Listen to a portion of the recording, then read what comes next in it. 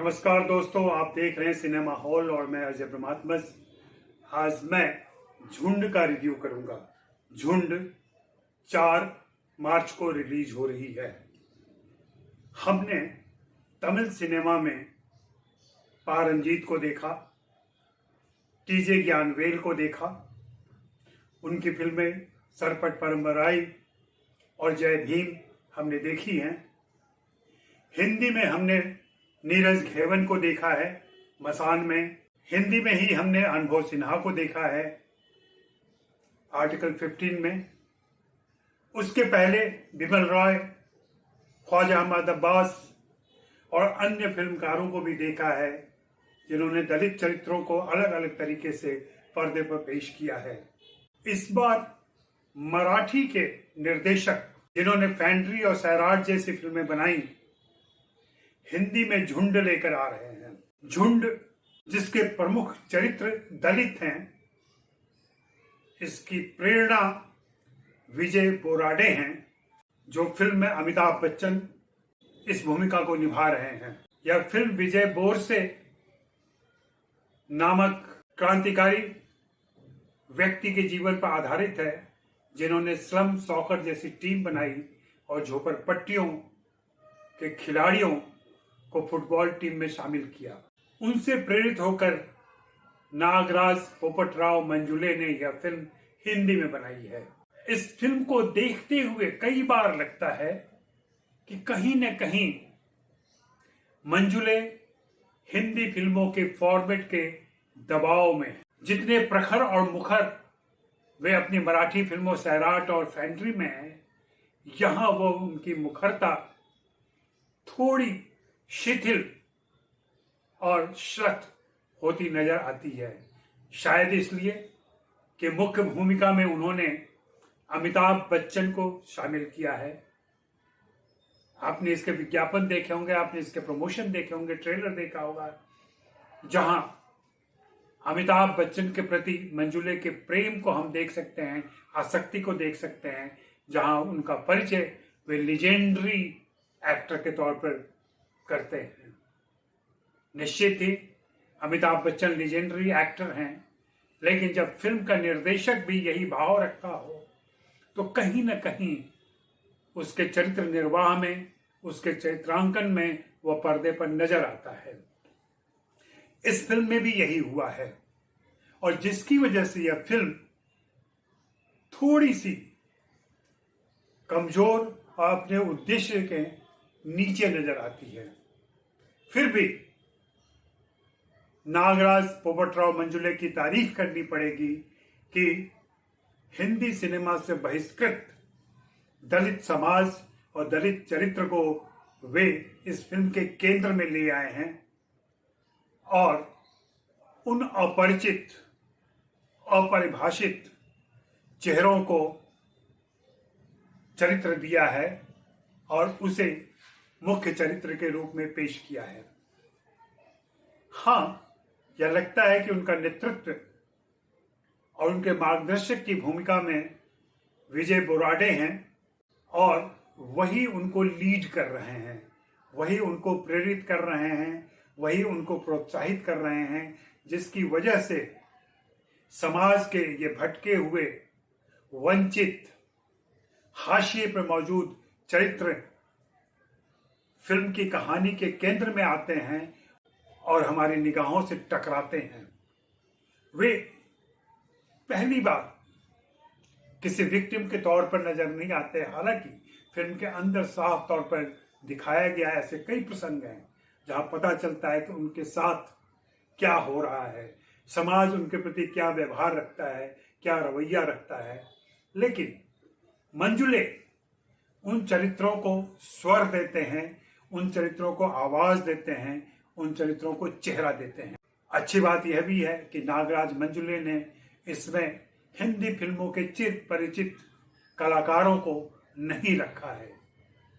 एक अमिताभ बच्चन और दूसरे सैराट के उनके कलाकार रिंकू राजगुरु और एक किरदार के अलावा ऐसा कोई कलाकार नहीं है जिसे हम पहले पर्दे पर देख चुके हों। इसकी वजह से इन चरित्रों को एक मौलिकता मिलती है। इसकी वजह से इन चरित्रों को हम नए रूप, नए अंदाज, नए मैनरिज्म के साथ देखते हैं और प्रभावित होते हैं। हर चरित्र विशिष्ट है, हर चरित्र खास है और उसकी एक खास भूमिका है। मंजुले ने उन सभी को यथा योग्य जगह दिया है। हाँ, इस फिल्म में मुख्य किरदार अंकुश मेश्राम की भूमिका अंकुश गेदम ने निभाई है और यह कलाकार सचमुच उभर कर सामने आता है और इस कलाकार को अब निश्चित रूप से एक स्वतंत्र फिल्म मिलनी चाहिए। मैं मंजुले की तारीफ करूंगा कि उन्होंने इस फिल्म के लिए हिंदी फिल्म के उन परिचित कलाकारों को नहीं रखा जिनसे दलित चरित्रों की भूमिकाएं निभाई जाती हैं। मुझे नहीं मालूम, लेकिन ये चरित्र, ये कलाकार वास्तव में शायद दलित समाज से आए हैं, इसलिए उनके अंदर वो तेवर भी है, उनके चेहरे पर वह आग भी है, उनके हाव भाव, उनके अंदाज में वह एक तीखापन भी है, एक मिर्ची है। यह मिर्ची ही हमें तीखी लगती है, यह मिर्ची ही हमें झनझनाती है और मजबूर करती है और यह बताती है कि हम महाराष्ट्र के नागपुर जैसे शहर में ऐसे चरित्र को देखें जो एक शिक्षित उच्च वर्ग के शिक्षा संस्थान के ठीक बगल में रहता है। इस दृश्यावली को देखकर मुझे उन तस्वीरों की याद आती है, उन वीडियोज की याद आती है जहां हवाई अड्डे के पास मुंबई की झोपड़पट्टियां दिखाई जाती हैं।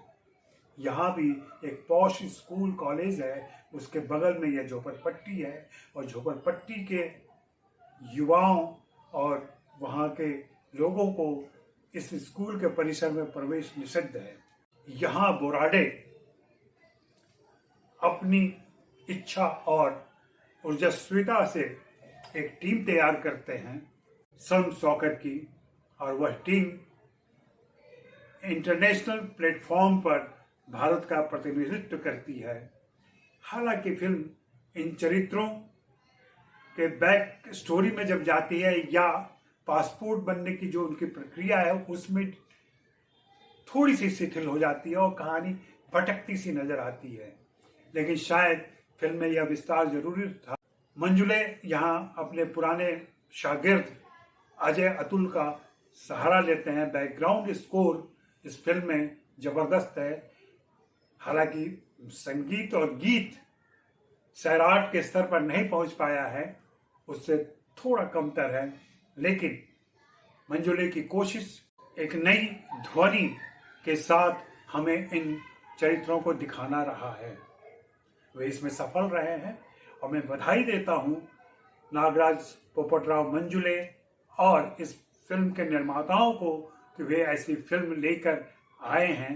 अभी तक हम जिनकी बातें सुनते रहे हैं, हम जिनके बारे में ख्याल करते रहे हैं, हम जिन्हें जरूरी समझते रहे हैं, उसे किसी ने बड़े स्तर पर पहली बार पूरा किया है, कुछ कमियों के साथ।